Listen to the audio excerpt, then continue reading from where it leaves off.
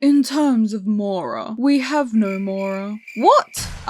Behind the curtains, the quests, the grind. What truly lies at the heart of everything we do in Teyvat? Mora. It keeps the world turning, the economy moving. And in this video, we'll be doing a full deep dive on everything in Teyvat's economy, going through each nation, their trade, relations, politics, imports, exports, employment, if you can name it, we'll be talking about it. Now, to truly understand mora, we have to go all the way back to the beginning of the game. 28th of September 2020, Genshin Impact comes out. Oh my Archon, congrats on the baby! And with its release comes this little region. You might have heard of it. Liyue. It's Liyue. Yeah, I bet you forgot they both released at the same time, didn't you? Oh, you didn't? You were there for the delivery of the baby? Oh, okay. It is here, within Liyue, where mora first came to be. It is the common currency, the one language everybody speaks. So, mora is a currency that was created by the one and only Geo Archon of Liyue, Morax. All of it is minted in one place, the Golden House. And I can already hear you guys saying, but wait, after the Archon quest, it's not being used to mint mora anymore. And that, my friends, is indeed the problem. You see, after the events of said Archon quest, our resident broke grandpa steps down as Archon of Liyue and also gives away the Gnosis, the very thing that powers him and allows him to create mora in the first place. Probably. Meaning, no more can be made. I mean, this problem is addressed once, like right at the end of Liyue's Archon quest, but we have yet to see any real consequences throughout Teyvat in relation to this. And oh, things only get worse from here. Because now, yeah sure, there's still a whole lot of mora going around, but it has become a finite resource. Moreover, mora is not as simple as our real world currencies. What we're most used to today is a fiat currency, and this is where it gets more complicated. Fiat currency is basically currency that has no intrinsic value, not a physical commodity like gold for example, but is instead backed and regulated by a government. The thing is, right, if you were to first look at mora, you would think it's like gold, commodity based. But firstly, it's not a natural resource that comes from a mine, for instance. It is created, and its value is held by an authority, the power of the Geo Archon, and I suppose to a lesser extent by the Liyue Qixing, and this guy. This makes it more akin to a fiat currency, but even then it's not so simple, because this type of currency only works if people have trust in it. And what gives an Archon its power? The faith of the people. Mora essentially toes the line between fiat and commodity currency, because mora is also a catalyst of sorts, in that it is a medium for physical transformation. That is why so many things can only be accomplished through the use of mora. The people of Teyvat use it to enhance weapons and many other things through the process of alchemy. Technically, a catalyst isn't supposed to be consumed, but I think there is a case to argue here where it isn't actually being consumed, but rather returning to the ley lines. So its inner structure still remains the same, it just loses value as a physical thing. However, therein lies the problem. Eventually, Teyvat will run out of mora, and this will have devastating repercussions for the world's economy. Without mora, many professions are no longer functional. People cannot make strong weapons, which in this world is quite an important industry, because, you know, monsters and all that. And the lack of new mora entering circulation also means deflation. People will keep using it up or hoarding it, so supply dwindles, meaning the remaining mora becomes more valuable. Prices fall, investment falls, people stop spending. It could, however, become a reserve asset instead and replaced with an altogether new currency. And nations even fragmenting into multiple currencies. Let's just briefly explore the different types of mora. I mean, when you think about it, it is kind of wild to imagine people carrying around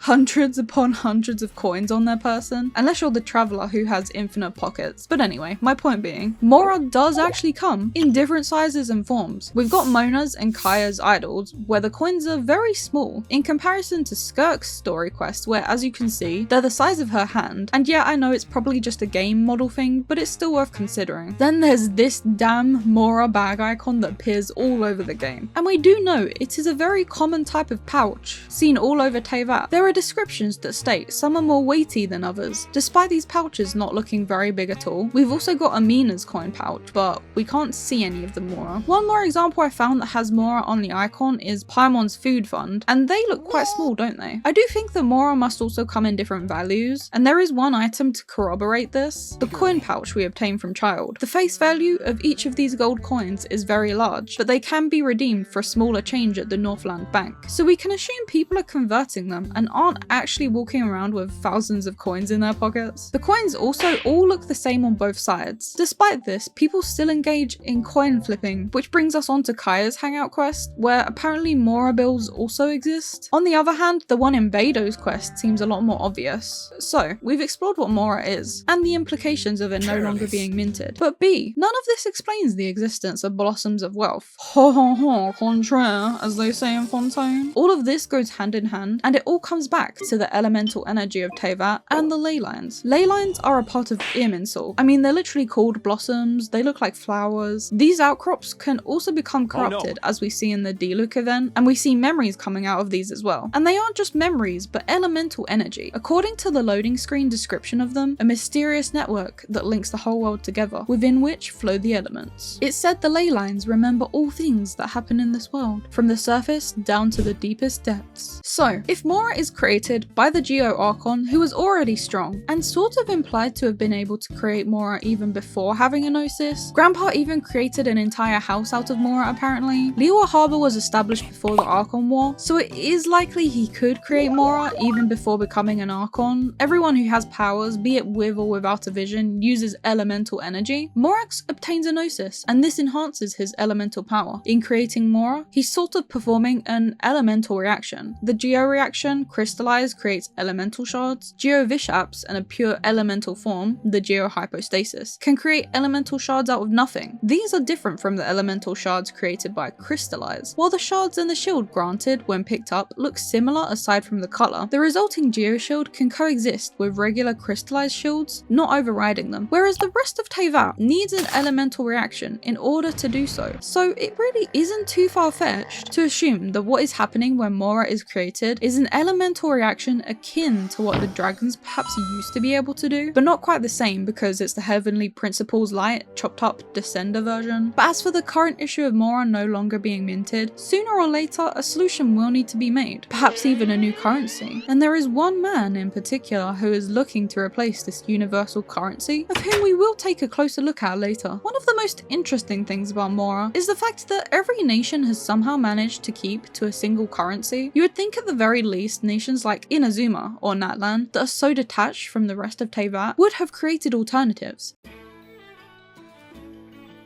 If you live in Teyvat, you need mora to survive. What provides that mora? Jobs, of course. Let's just set the scene first by going through the very first nation we see in Genshin to see how it's doing economically. From my findings, I counted the total population of all of Mondstadt at 120. Did you actually go and count every NPC? Crazy?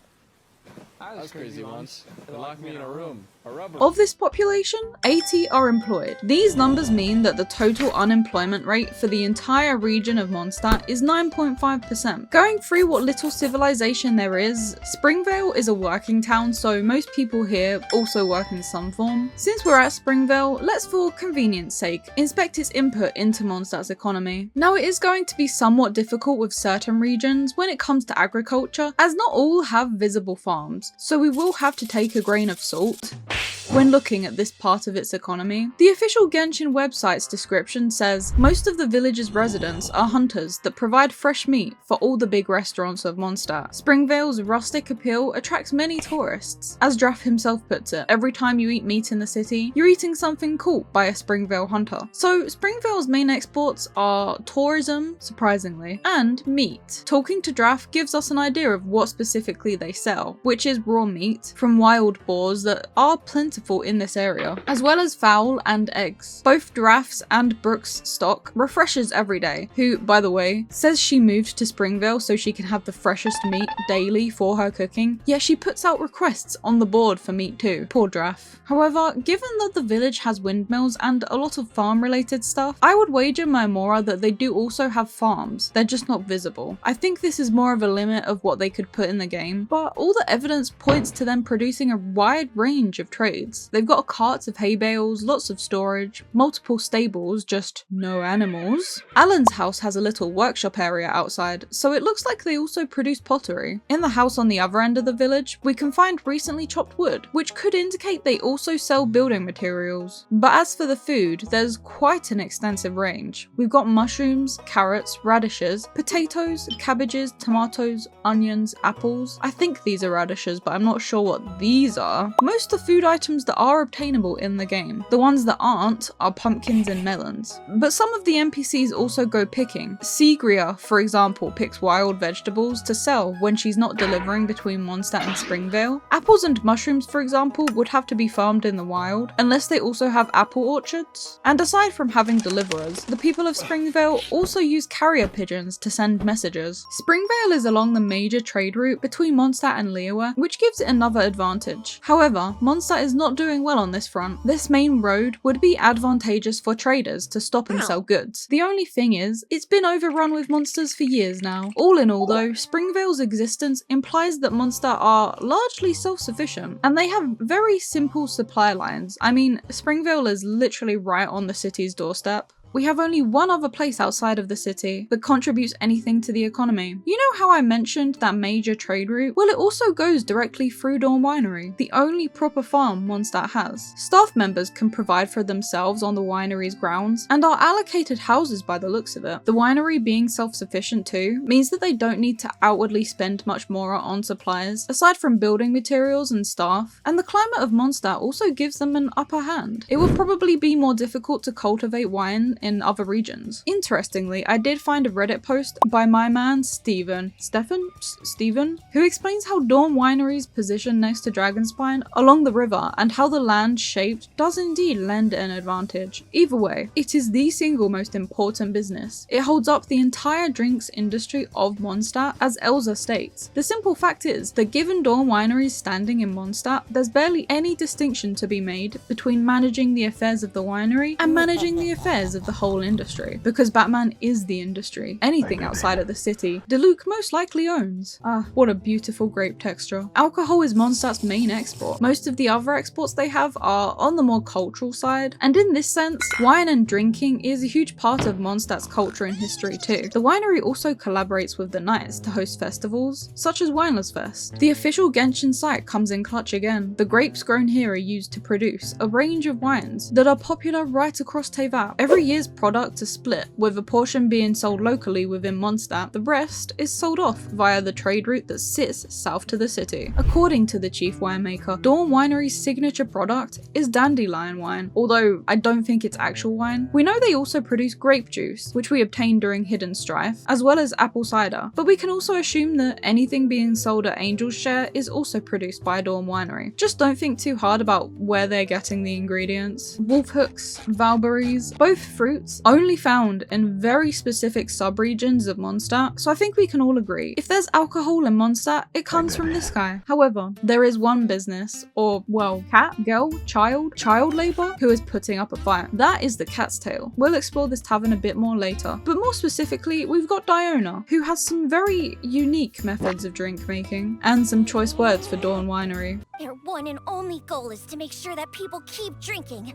and that their own pockets are filled with money. In Diona's hangout, it's even revealed that the staff at the winery have tried many times to convince Diona to work for them, as she's a vital asset of the Cat's Tail. But enough wine talk. I fear I'll face the wrath of Diona if I keep drinking. Now there is one place that has been mentioned numerous times in game, but still is yet to be seen. They are truly edging us with Dornman Port. We've known about it since 1.0 from this guy. Its distance from Mondstadt City is large enough that its trade needs to be patrolled by knights like Eula. The likely location is, well, it has to be north, but the question is mostly about whether it connects up to Fontaine, because it's mentioned that the Crux docked at Elon Wharf, which would only be possible if there's a route up here, but they also have recently opened up a trade route with Port Ormos, which is all the way around here. We can only hope that we get this port soon, right guys? Right? Finally, we arrive at the city. The city is where most of Mondstadt's population resides, numbering 17 26. The knights are the first thing you're greeted with as you head through the main gate, and they're the closest thing Mondstadt has to a government or a ruling body. So yes, these are the people in charge of, most importantly, trade and relationships with other nations, allocation of resources, cultural events. I think another important thing I should briefly touch upon is education in Teyvat, and honestly, it makes sense that certain nations don't have a formal form of education. Public education was not a common thing until the last 100 years or so. Education would have been private and for the wealthy. Even now, as a nation of freedom, certain families, like the OGs, have unfair advantages as they're privately trained in many areas. However, Mondstadt also likely takes an apprenticeship approach, something we see with the blacksmith, for example. The knights also have something similar. Take Noelle. She holds a maid position while training to join the ranks of the knights, who for some reason still hasn't been hired. Then there's the church that provides healthcare and potentially also education. The only evidence of a monthly salary I have found in-game is from Liyue, and I tell you, I spent a long time scouring through every corner of the wiki when it eventually hit me. There are actually 2 limited time events that do involve mora and business. See, most events in Genshin involve some sort of made-up currency, and the purpose of these currencies is solely for said event. However, in these 2 events, we are actually using mora. In Whirling Waltz, the base wage for any employee with no experience is 100 mora, so I think it best if we roll with the assumption that minimum wage in Teyvat is around 100 mora per hour. So 100 mora per hour, say you work the average 8 hours a day, 800 mora a day, 5 days a week,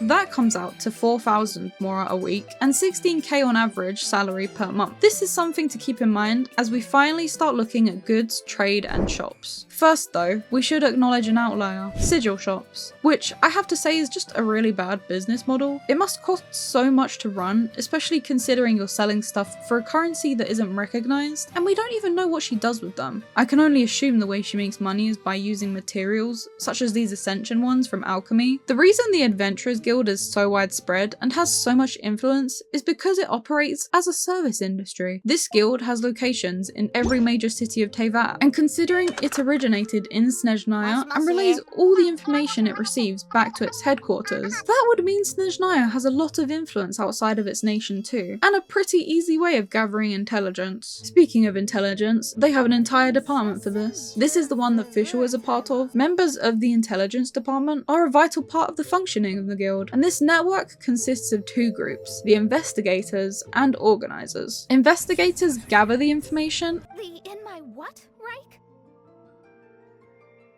and pass it on to the organisers who relay the info to adventurers. We even learned some interesting things about the handbook during the Fontaine Research Institute chronicles. We already knew the adventurer's handbook is basically where an adventurer's records and jobs are kept, but it's also where proof of qualifications, travel and commission history, evaluations, statistics and income history are all kept. The funny one though is that Catherine also mentioned positive ratings, which implies that people posting the jobs can leave reviews of adventurers. As I mentioned earlier, the blacksmith is one of the places we can see that Mondstadt does have some form of apprenticeship. Interesting world Teyvat is, where weapons are way cheaper than alcohol and wine. Why is a silver sword 600 mora and 1 glass of apple cider is 1500? Wagner mentions as well that him and Scholz are the only qualified blacksmiths in all of Mondstadt. So 1, this is impossible. 1 person providing for all the knights and adventurers. And 2, comparing it to the wine industry just makes even less sense then. This is 1 man producing stuff compared to an entire industrial complex bulk producing drinks. The drinks should be cheaper. I don't think this is legal. All workers should be allowed a break. But Patton does give us more info about Dawn Winery. Mondstadt's climate, water and crops are all perfect for making wine, and it appears they go through liyue in order to distribute their wine on a Teyvat-wide scale. Angel's Share is also pretty good at their marketing. For instance, they run limited events where you get free food to entice you in. In Wireless Fest, they set up a booth that is not only beneficial by bringing in tourists, but for selling in bulk to international customers. On their recruitment ad, it stated that Dawn Winery's tax revenues alone amounted to 11.4% of the annual expenditure of the Knights. That is a lot. If you go inside, they even give new customers a drink on the house. Yep, I'd love to get inside. And Charles mentions a few drinks that aren't actually obtainable in-game. One is Death Afternoon, which according to this official Genshin post, consists of absinthe and sparkling sparkling white wine IRL. We should just change Mondstadt from region of wind to region of alcoholics at this point. Little bit alcoholic. No, maybe little, yeah.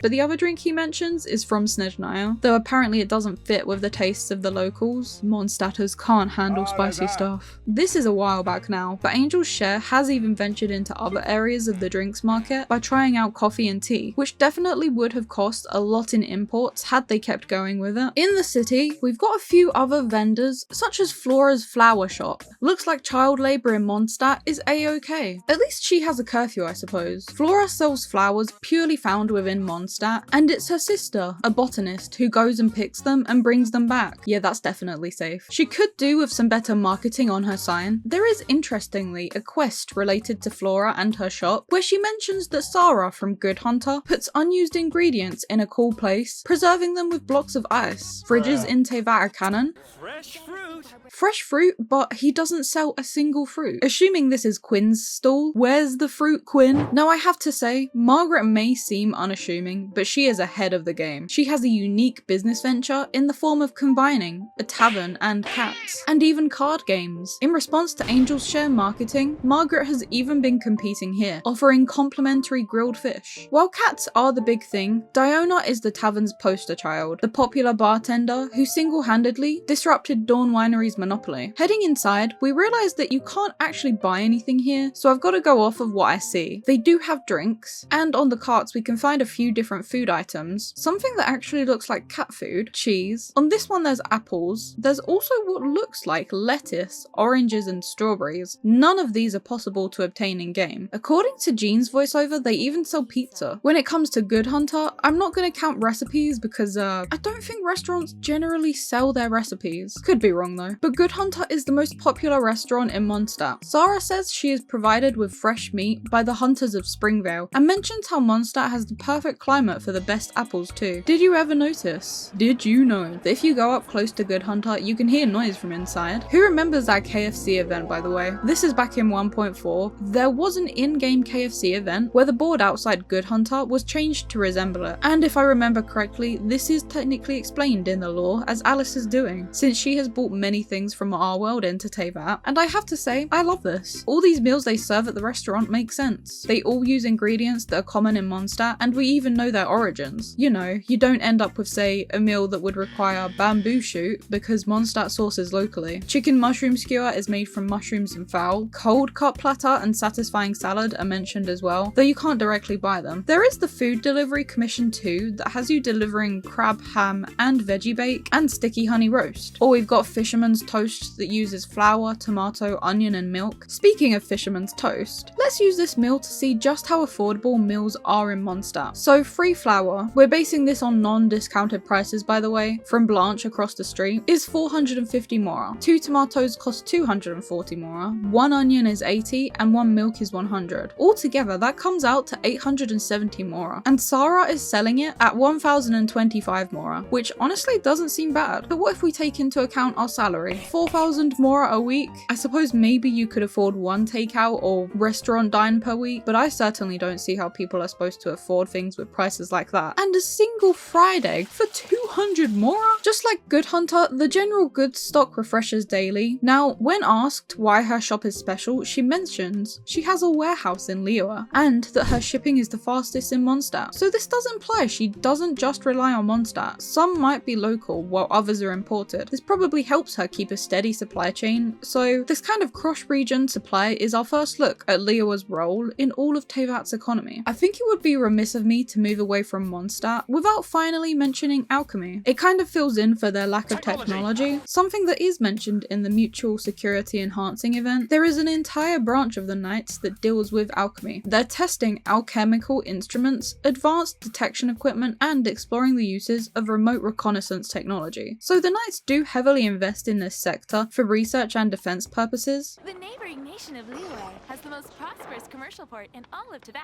You heard it from Blanche herself, folks. It's time for Liyue and the Golden Goose, that is Liyue Harbour. I've got to get there first though, which means I need to head through Stone Gate. Why is our dear Pop's tea so expensive? He is stationed along a popular main route, so perhaps feels he can get more money out of people travelling, or as he says, not lucrative. Like, I know in the lore it's explained that people are more likely to travel by water, but the mondstadt Liyue road connection is still really convenient and not that dangerous, so I'm surprised there isn't more foot traffic. But either way, he's not getting a load of business and as a result has to up the prices to stay afloat. But even then, this is a tea that is made in Liyue, most likely tea leaves farmed in Chenyu Vale and exported here. That is unlikely to cost much given that it's homegrown. Isn't this stuff literally meant to be cheap? So I ask again, why are we charging 1,000 more for this? Just like Mondstadt, Liyue's agricultural industry is uniquely its own. Its mountainous geography means it's more difficult, but in turn they have improvised by using terraced rice fields. This is Chingsa village. This village reflects a phenomenon Liyue is currently facing, an aging population where all the young people are heading to the city. As a result, most people living in Chingsa village are older, or children whose parents have left them here, but this village holds up a lot of the agricultural industry, farming rice and other produce that then gets exported to the city or other parts of the region. I mentioned in a previous video something that really irks me about this is they have no dock, and I know this is just a sign of its age, but even just a tiny one would have worked. Aside from rice, the people of Chingsa village also do a lot of fishing, and if we head into the village centre, there's even more produce that doesn't actually exist in the game, aside from bamboo shoots and tomatoes, so they are also exporting these, which is interesting because bamboo is only found here, so is more of a commodity than you would think, yet somehow is still found in a lot of common Liyue meals. We can find Pops Joe's brother selling Pop's tea for the same extortionate price, and you wanna know the worst part? He's right next to Chenyu Vale. And it's not just food they provide either. Master Lu is a master carpenter, and the owner of Fanmu Carpenters. Chingsa really is full of lonely old people. I have an ancient Chinese proverb for you, Paimon. Shut up.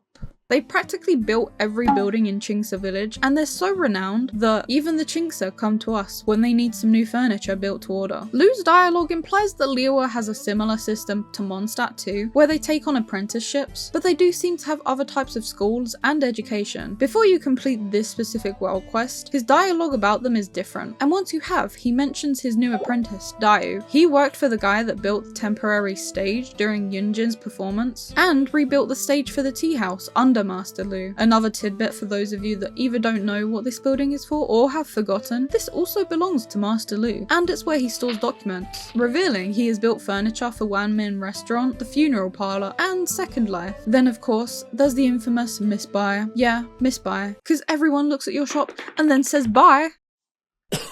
Selling me a single glaze lily for 50k mora? Yeah, you wish. I'm just gonna trespass and grab one myself. And the thing with this is, Miss Bai actually has a monopoly on glaze lilies. You can only find them in this village, so that's why she can mark it up so much. She's also a miller who makes tofu and even brags about many restaurants in Liyue Harbour ordering from her. Chingsa even has its own famous dish, the Chingsa stir fry, which contains julienne chilies that, wouldn't you believe it, also grow here and are probably gathered here to sell to the harbour. The village is just providing for the whole of Liyue at this point. I just have one question. How is bro getting up there? I do kind of want to bring up Jingcho's story quest while we're here, as a fair amount of it takes place at this village. First though, a background on his family business, the Feiyun Commerce Guild, a powerful trading guild originating from Yilong Wharf. They're involved in a wide variety of trades, such as silk, that they even export all the way over to Inazuma for Mio's clothes shop. Zhu, a staff member of the guild, mentions that this is the most important trade, and wait, hold on. It appears the guild own a warehouse in Chingsa village too, specifically for books, of which they print themselves. And this is super obscure lore because this info comes from a quest from the Moonlight Merriment event all the way back in 2.1. You know, that event with the goat, the Giga Chad Guoba himself. Oh, and another one from the 2.4 Lantern Rite. Every year during the Lantern Rite, the Feiyun Commerce Guild transports supplies to various villages outside of Liyue Harbour. The quest to obtain our first first camera involves the guild as well. Zhu gives it to us after running some errands, and I think this shows how ahead of the game they are, bringing in light novels from Inazuma, exporting silk there, importing a new technology from Fontaine that ends up being so in demand they can't keep up. They have so much influence, they even have a branch in Sumeru. And again, we see that innovation. And the Feiyan Commerce Guilds is trying to incorporate the characteristics of Sumeru textiles into their own products. This lady sells rocks, Liyue's biggest export, and silk flowers that aren't marked up in price at all, which makes no sense. You're having to transport this specialty into another nation, which involves tariffs and customs and probably more. The guild often commissions the transport agency to move and protect their goods in transit. Speaking of books. Oh, we weren't talking about books. Chang the Ninth, the character we meet during Jingcho's story quest, brings up the Liyue publishing house, being a giant in the publishing industry, giving us an idea of what sort of exports Inazuma has. Just as a quick summary of the quest, Jingcho and the Traveler go looking for the last book in a series that he is collecting and end up at Chang's place, where we find out his mining business isn't going well because of the chasm shutdown, having had to sell off most of his book collection. Then this guy gives us a jump scare, Gentry Maokai, the evilest of evil rich guys. This guy is so Disney villain evil, by the way, I'm not joking. If you go over to Henyu Tea House, you can overhear his dialogue with his brute guard, and he talks about and laughs at how he made his servant run for 3 days and 3 nights with no food, water, or sleep.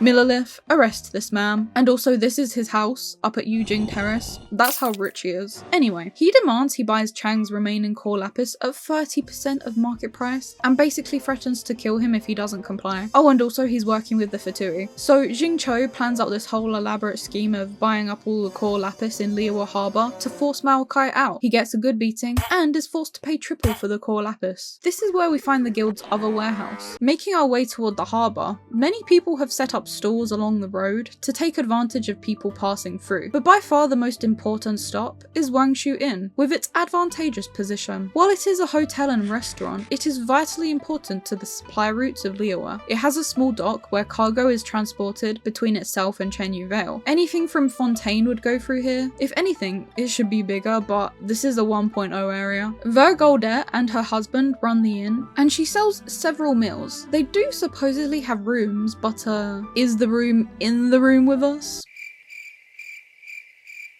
They have a cook who is always trying to prepare dishes to attract new guests, and even invented a whole new dish. The owners have, on multiple occasions, hired an adventurer to work for them. Most people that stop here are travelling merchants, so a lot of them set up stalls to trade. There are a few noteworthy NPCs. Lander, a travelling merchant who shuttles between Mondstadt and Liyue on business, and who commissioned us to retrieve some stolen invoices, turns out to be a Fatui spy working for Pantalone. Then there's Zhonglin, who provides us with some insight on how business works in Liyue, saying he picks up the few little bits of business that slip through the hands of those Liyue tycoons, the Qixing. As a travelling merchant, you can't possibly make good money from selling general goods you'd find in a store. You have to focus on more niche items. These mushrooms? Sir, those are Sunsetias. The merchant down here mentions that higher-ups in his merchant guild got jealous of his success and posted him to Qingsa village. One more stop before we're in the city proper is the Emerald Maple Inn. This one confuses me because it's always the same talking points. The inn is too far out of the way. People don't pass through here. But it is literally along the main road toward Liyue Harbour. My only guess is that people would rather stop at a more high-end establishment such as Wangshu Inn. It's time for another game of Is This Worth the Mora? Mora meat edition. So, 1 raw meat is 240 and 1 flour costs 150 mora. Altogether that's 390 mora, so he really isn't marking it up too high. Liyue Harbour, the trade capital of Teyvat, the most important city.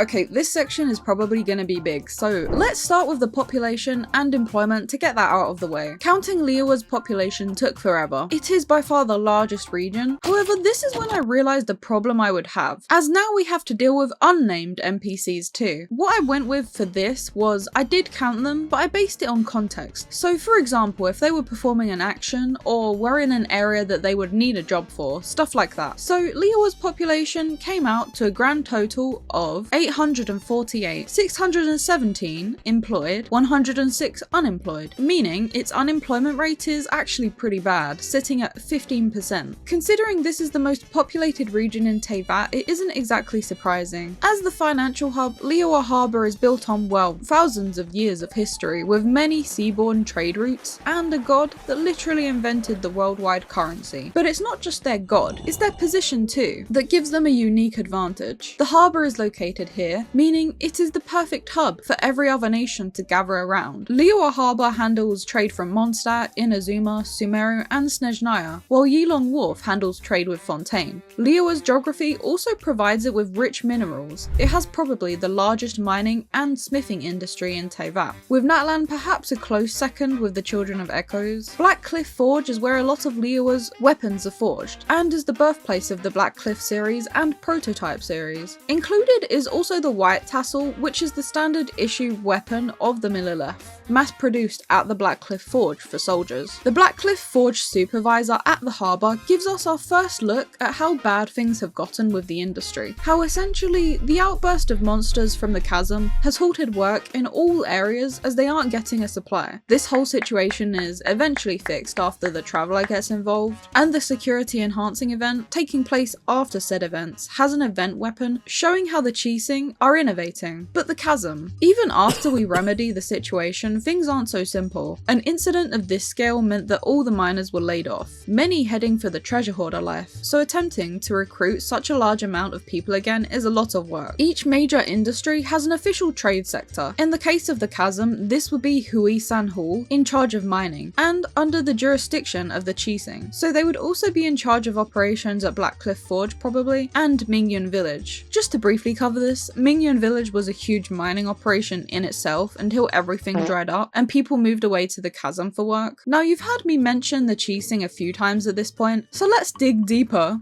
that's a rock pun by the way, into the role this group plays in running Liyue. Brace yourselves, this gets a bit confusing. According to the loading screen, the Liyue Qixing is a committee made up of 7 merchants and business leaders who govern Liyue. This is the committee that runs all of Liyue and sees to its day-to-day functioning, and it is structured as follows. Ningguang, responsible for laws, making amendments when necessary to suit societal needs. The laws are compiled and published along with a 279-page commentary, and a copy is given to each citizen of Liyue. That's a lot. Kaching, overseeing urban management, and we know this includes anything building related, and Uncle Qian, in charge of policy making. Then there are the 8 trades, commerce sectors under the jurisdiction of the Qixing. The Communications Office, Huishan Hall, Shenglu Hall, and Yinyuan Hall. The others are not known at this time. These give us an idea of other sectors that perhaps aren't given much spotlight in-game. For example, Shenglu Hall oversees the ceramics industry, and most members are descendants of indigenous tribes from the chasm. The Ministry of Civil Affairs takes everyone's economic well-being very seriously, and they often send out the Millelith to spread public awareness of well-known scams. Aside from the 8 trades, we've also got the Ministry of Civil Affairs, the government organisation under the Qixing, maintaining safety, meaning they have command over the Millelith, managing public sectors and events. So it's time for a deep dive within the deep dive. According to Miss Yu, the ministry manages material goods, information and human resources. In Ganyu's story quest, we see this in action. Having been provided with information about a treasure hoarder network, being a reputation NPC, that means she also outsources work. The ministry has a watch list of dangerous individuals. They organise festivals and ensure safety as well as cleaning up. The ministry is in charge of the smooth operation of the harbour, take a proficiency test, declare a tax liability, apply for an exit permit,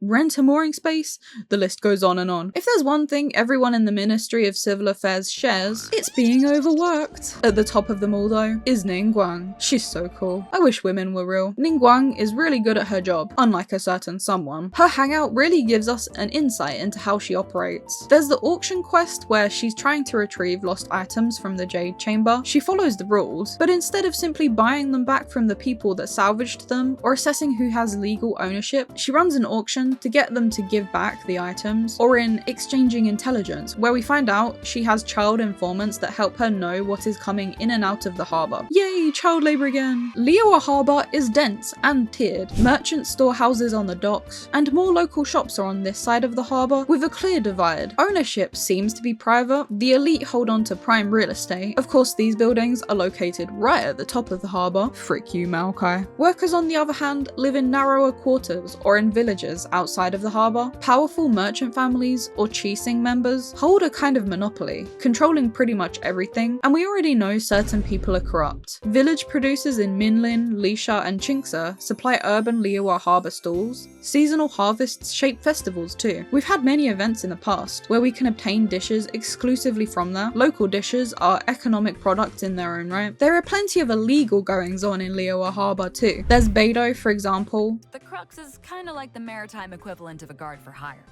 We work as an armed carrier, earning our keep by successfully delivering the goods entrusted to us from A to B. The less official side is doing exactly what merchants do. Importing here, exporting there.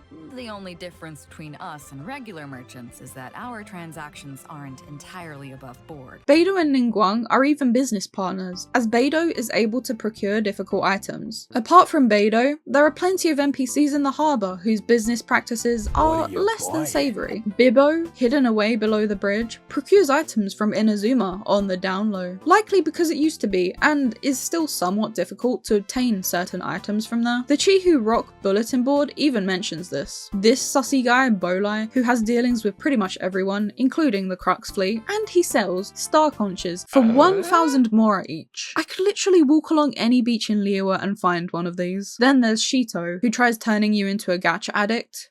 Wait a minute. The main items you'll find being sold in the harbour are food and ores, but let's look at food first. I mentioned how Liyue Harbour is cleverly separated into different sections visually, so rich and international merchants tend to plant themselves in Feiyun Slope, whereas more local shops and cuisine will be in Chihu Rock, and food is also used in such a way to show this. There are two different culinary styles in Liyue. Li style, focusing on rich, indulgent dishes and uses a lot of mountain ingredients, whereas Yue style is more about lighter, brighter flavours and heavily seafood based, which according to Jia, this style is found at both of the high-end kiosks. So since we're here, we might as well look around the rest of Chihu Rock, right? There's Second Life, the general goods store that, as you might have guessed, has produce that makes sense. Rice from Qingce's rice fields, tofu made from there, shrimp meat from the oceans. Almonds though are interesting. Outside of Liyue, the only place you can find these nuts is from one Fontaine vendor, yet there's no mention of them in game. Right next to Second Life is Chen the Sharp, selling cheap street food.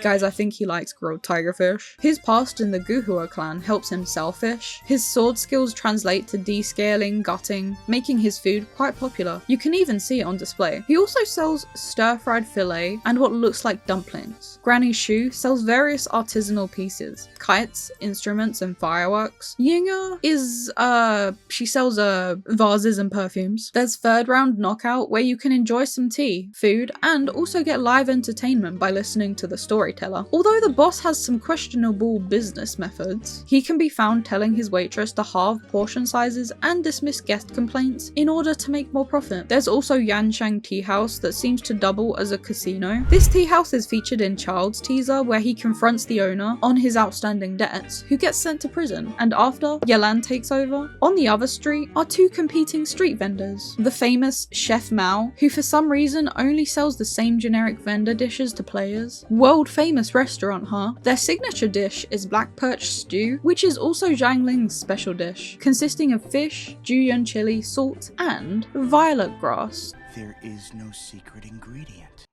Actually there is. Zhongli says so in this event. It's the violet grass. The reason Wanmin restaurant is so popular in the first place is because the owner's daughter, Zhang Ling, is constantly innovating with food. Her character stories explore her adventures. The monopoly on luxurious ingredients, such as matsutake and crabs, infuriated Zhang Ling. Her angry response to which was to take over in the kitchen. This is what fueled Zhang Ling to develop her cooking into something unique and out of the box, causing the restaurant to become as famous as it is today, and able to directly compete with the upper end establishments. Street food vendor Sue sells her most prized possession, although I don't know about the cheap part. All of these businesses, by the way, have ads on the bulletin board if you're interested in NPC lore. Master Zhang, the owner of Liyue Harbour's blacksmith, is the son of Han Feng, the guy from Qingce village, and the cousin of the Crux fleet's resident smith. This guy has worked for some high-end clients, even Ningguang herself. If you're a labourer, he doesn't charge for repairs, so that means he makes makes money from other avenues, such as weapons. I mean, he's right next to the Adventurers Guild. Ah, but how could I forget? There is a bank over at Chihu Rock. A bank that is unfortunately being driven out of business by the Fatui's increasing presence. After his daughter's death, this guy sold the bank to them, whose daughter is still alive, by the way. This is a small NPC subplot going on. Gentry Diane opposed his daughter's relationship with another man, this guy, so she faked her death, and now they're on the run. You can find them at Stone Gate, acting all sussy. There is a prevalent fishing industry too, though it seems most people sail out to sea to catch fish and sell them, as other methods aren't as profitable. For example, Beidou's old fishing village couldn't survive financially and was abandoned. At this part of the docks, we can find multiple vendors selling their catches, but it turns out these two fishmongers are working together. Uncle Gao sells his fish for 300 mora, or 3 for 1000 mora, which obviously makes no sense as you're paying more, but this is all a ploy to get people to buy from Uncle Son, whose prices then seem more reasonable, and they both split the profits. And on the other end of the docks is the warehouse that all goods have to go through to be processed and checked before being transported into the city. Liyue's economy depends heavily on skilled craftsmen and labourers, which we see in action here at the shipyard, a ship currently under construction and under the supervision of Zhao. Liyue's ships are the face of the nation. We should be aiming for perfection every time. Each spot you miss with a paintbrush harms not just my reputation, but that of Liyue itself. Let's see what other kind of businesses there are, this time over at the slope. Along the front, there's Ivanovich, selling various goods from Snezhnaya, and also as a supplier of core lapis to Snezhnayan factories. For what specifically though, we don't know. There's various other ore merchants, food stalls, and by the looks of it, ceramics. And well, since we mentioned the Fatuian banks earlier, we might as well nip this one in the bud. The Northland Bank is a Snezhnayan bank that has branches all over Teyvat. You can also find this bank in Fontaine and Nasha Town, with one being planned for Sumeru City too. Can you take a guess at who is in charge of these banks? Yep.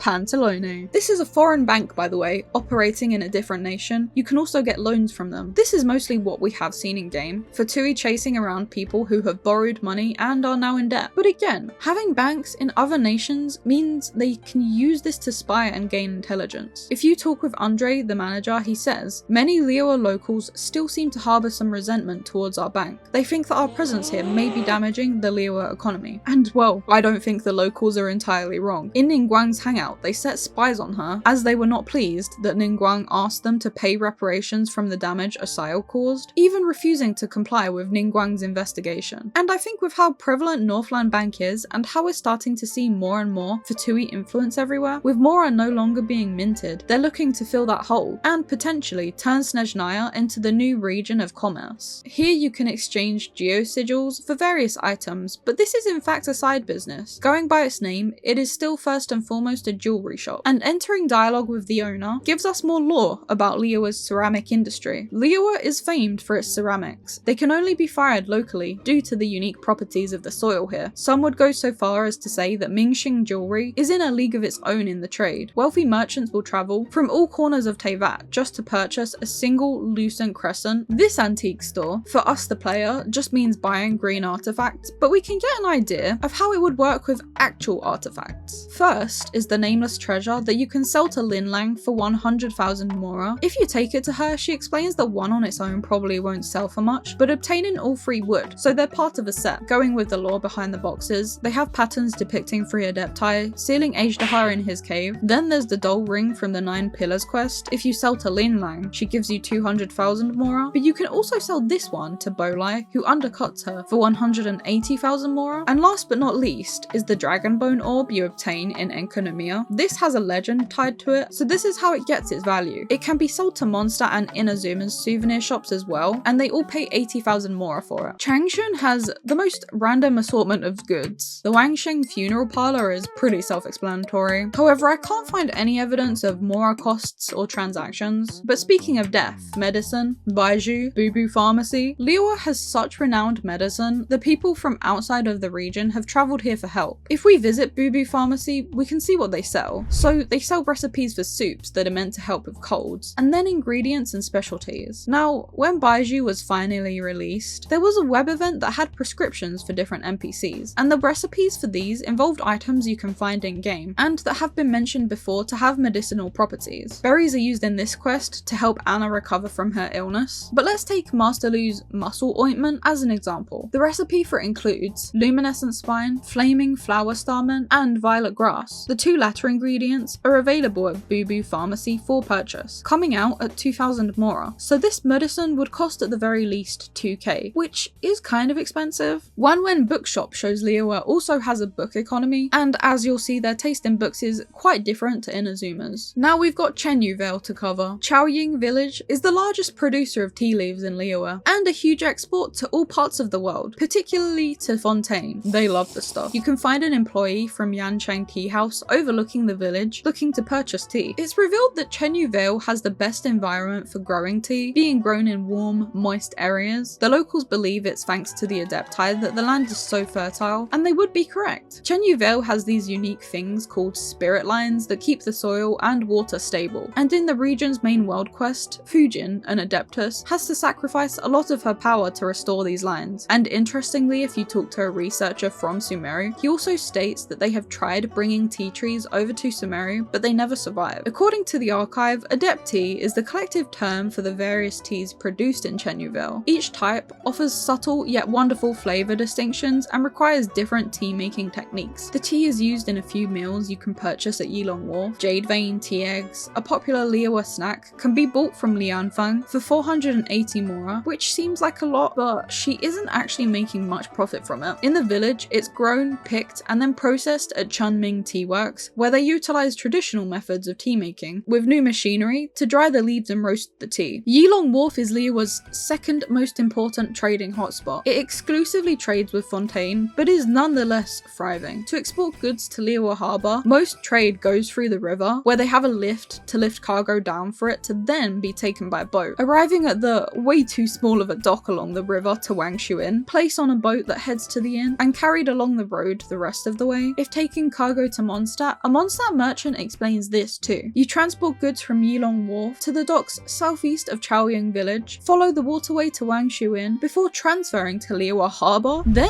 load a ship bound for Dorman Port. Direct land transportation through the Stone Gate is an option too, but it requires hiring too many carts, so water transportation is more convenient. Fontaine is much more simple. All trade goes through Lumidoos Harbour, where they similarly have a lift system. Don't ask me how this works, it makes no sense. Where is the cargo coming from? But either way, Yilong Wharf's positioning has allowed it to prosper. Anyway, Yilong Wharf is where the communications office is based. According to a member of staff, ranging from the registration of people and goods entering and exiting, the inspection and, if needed, the quarantine of the above, applications for delivery within Liyue's borders, and ad hoc goods storage, they're also responsible for construction and road management. Doing a great job there, guys. If you talk to an NPC in Sumeru, he mentions they're in charge of logistics for sea trade as well. Another staff member of the communications office can be found here, and oh boy, he explains just how complicated systems for transport really are. It's a lot of text, so the short of it is, dealing with transportation involves so many different parties. It's a lot of work to plan and make sure everyone coordinates. There's also the Sword and Strongbox Secure Transport Agency. That is a mouthful, oh my Archon. We will also evaluate the total quantity of goods and distances to destinations, and the manifests will be sent to transport units or our partners at the Secure Transport Agency. There are many different businesses trying to make their way in the wharf. We have the tea house, which seems to be a pretty huge attraction. The owner seems to have quite a monopoly over at the wharf. He talks about how when Yilong Wharf first underwent its industrialization, utilizing more and more heavy machinery, he took advantage of it and made a lot of mora. Using that mora, he expanded into inns and restaurants, and many nearby inns are under his name.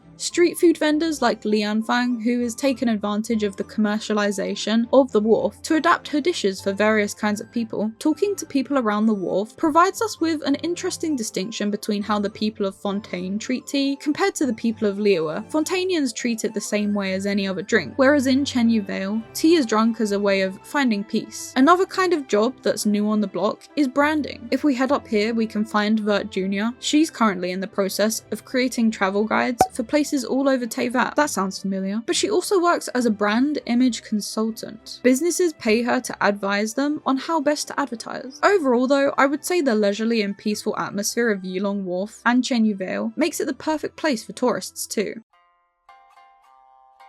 I'll briefly cover how things were before the Archon Quest event, but we'll mainly be looking at current day Inazuma. Inazuma's economy is mostly concentrated in one spot, Rito, mostly because only one island is really inhabited, and before the Traveler arrived and knocked some sense into Raiden, internationals and traders were restricted to this island. This was due to the Sakoku Decree, shutting Inazuma's borders and limiting travel inside. At this time, non-Inazumas were not allowed to leave Rito without a permit. However, the Kanjo Commission, in charge of such affairs, was incredibly corrupt at this time and was charging an extortionate amount for these passes. Of course, the Fatui and Snezhnaya were exempt from this, as they were in cahoots and practically orchestrated the entire civil war. To quickly list everything involving the Fatui and Inazuma, they worked with the Tenryo and Kanjo Commissions to send misinfo to Raiden. They built a delusion factory and distributed these to the people of Watatsumi. They had spies literally all over Inazuma, attempting to destabilize the region and stoke more wars between Watatsumi and the shogunate. They sabotaged the Mikage furnace and released the Tataragami on Yashiori. Even after the war, they still tried to poison Watatsumi's waters and soil, also Nathan, and that brings us to current day. So how is Rito faring now? Nowadays, we can assume that people applying for travel permits are paying the initial 600 mora. As for the businesses, well, there's a huge fishing industry. Only thing is, this is definitely confined just to Inazuma. Other nations don't really have a need to import fish or agricultural products from Inazuma, apart from maybe lavender melons. They aren't offering much unique stuff. I mean, there's also sea Ganodorma, but like,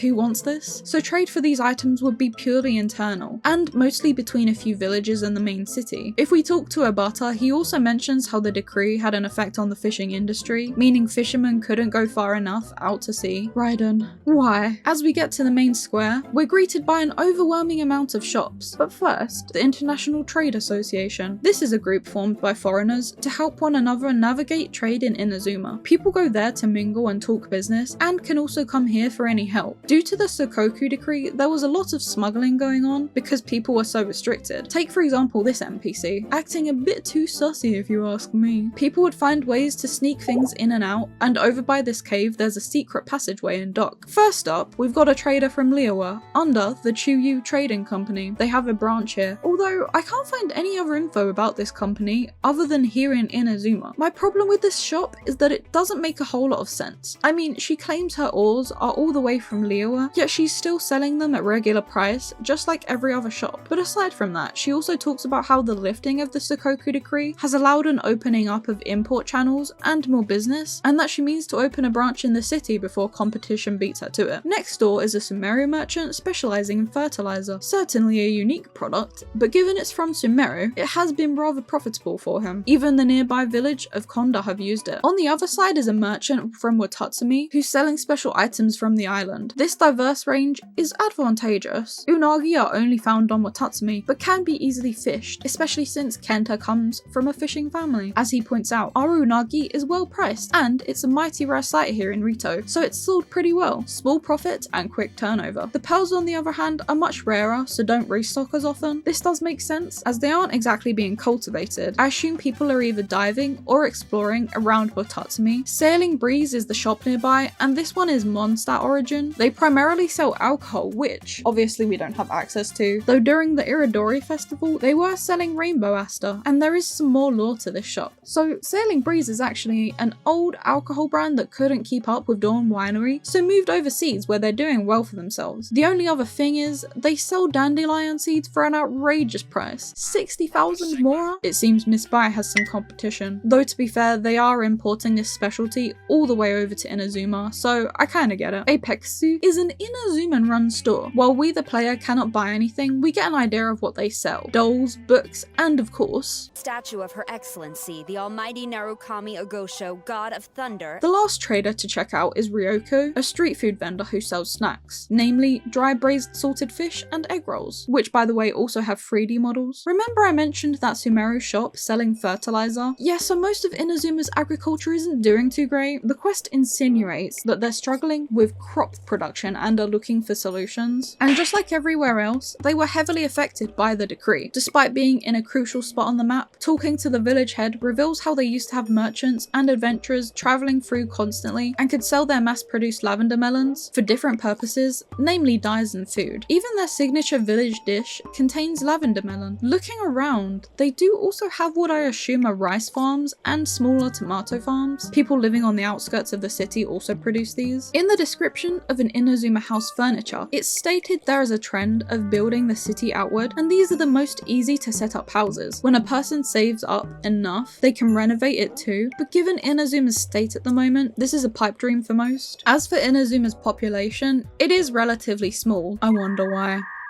I only counted 18 as unemployed, which isn't surprising. Pretty much everyone has to be working during war, and Inazuma is much more self-reliant, so the unemployment rate is only 6%, and the city makes up 154 of these NPCs. Inazuma's exports are mainly cultural. It really doesn't have many industries outside of this. The main things it exports are books, the largest publishing industry in Teyvat, with Yae Publishing House taking the lead, and other items such as fireworks, toys, and clothes. They have tried encouraging tourism and investment with events such as the Iridescence Tour and to foster better relations between Watatsumi and Narukami, and Narukami Island holds regular fireworks festivals. But probably, if you're from outside of Inazuma, the first thing you likely think of is light novels. Yae Publishing House, a giant in the industry, and it isn't just books either. They make a killing by selling all sorts of derivative merch, as per some furniture descriptions. An interesting fact, in one of Sitlali's voiceovers, we get an idea of how long deliveries between the two regions take, as well as serialization. Speaking of, Inazuma has a large transport company known as Komania Express. Not much is known about them in-game, but they're renowned for their service and deliver Teyvat-wide thanks to Carrara. The majority of Inazuma's population is located here, and we see in this city, the businesses are also very local, likely due to the strict enforcements on foreigners until recently. There's a fireworks shop, a blacksmith with an apprentice, which, quick side note, Inazuma might have some kind of formal education, as there is a child NPC who mentions school, and our first restaurant that is often frequented by the Kamisatos. Its owner has made some innovative meals, such as Inazuman style pizza. But why does it say pancake in the description, Anna? Is it a pancake or a pizza? Make up your mind. Sorry. As well as a meal suitable for cats. Other meals we know she makes are dango. All ingredients make sense, but this one, snapdragon, used in quite a few Inazuman dishes, but nowhere to be found in Inazuma. We can buy rice cake soup, another dish that uses Inazuman ingredients, and in a dialogue branch, she gives us sushi. Oh wait, there's also Sayu's quest where she orders tricolor skewers. We find out from this quest too that Kiminami has other members of staff that go out collecting ingredients. Heading up toward Commercial Street, we pass the detective agency and the grocery store, selling rice, shrimp meat, and tofu, common Inazuma ingredients, as well as naku weed, which if anything should be more expensive. Like, people could literally die collecting this stuff. This is the rival of Uyu Restaurant. Liyue Restaurant?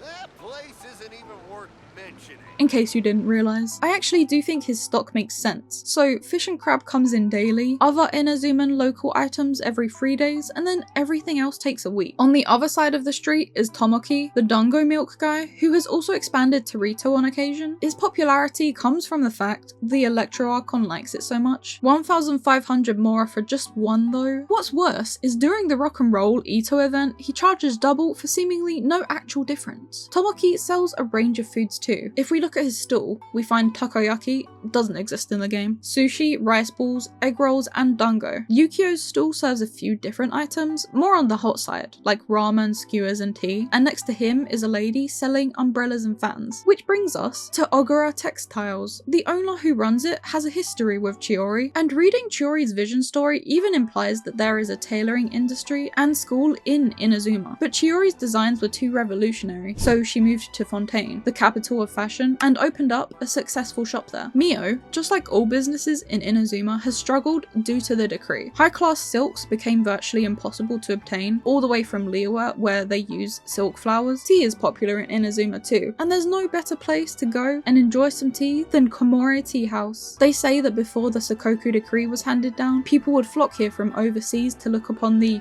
glorious countenance of Taromaru of Inazuma City. The I'm not quite sure how they obtain it. The tea, that is, not Tarumaru, the goodest boy. At Liyue restaurant, you can't actually buy anything, but it is interesting to see so many models of the in-game foods. Finally, we have the bathhouse. Inspired by the hot springs of the people of the springs, the owner wanted to bring that same experience to Inazuma. However, he lacked the funds, and that's when Mizuki showed up to invest. She is in charge of most of the bathhouse's affairs, in business and development. In her story quest, we're gifted a VIP pass, another way of encouraging guests no doubt, staffed by clinical psychologists, and offering spa and fine dining services. So you can stay here, get high-end food, and free therapy. Sign me up. I'm just gonna add this too before we move on. Inazuma is also known for their flower arranging. As per the Dreams of Bloom event, outside of the city, Inazuma does have a mining industry, just not a very functional one at the moment. First, there's the Mikage furnace, destroyed during the Civil War, and it's only thanks to the Traveler and Xavier that it even got fixed. This kind of is the issue, right? Tatarigami, Orobashi's remains, make mining way too dangerous. Like, you can have Raiden seal it off and then start mining the crystal marrow, which would be an export for them, but as soon as something goes wrong, you see exactly what has happened to these islands. The furnace may be fixed now, and miners may be heading back into work, but in my opinion, as an inspector, it's far too unsafe. Jikotsu Mine is a smaller scale mine over near Higi village that was also affected after the seals on the Tatarigami were broken, and the whole island went crazy. The only other civilization lives on Watatsumi Island, where their soil is real dookie, often causing them problems with growing crops. This is due to Enkanomiya trying to suck up the spirit of Watatsumi, causing it to erode. And every so often, someone has to head down to perform a ritual, although Kokomi is attempting to find an alternative solution. The one settlement here, Boro Village, does have a small dock, but you can see just by walking through the place how difficult things have been for people here. They're pretty reliant on fishing and generous merchants such as Kyoko, who tries to keep her rates affordable for the villagers. That is a lot cheaper than you would find in Inazuma City. Same goes for the pharmacist. She isn't from Watatsumi, but helps the locals. So Watatsumians aren't making much mora in exports, just fish and pearls. Hey, so what with the war being over and everything now, do you think maybe we might be able to catch a break now?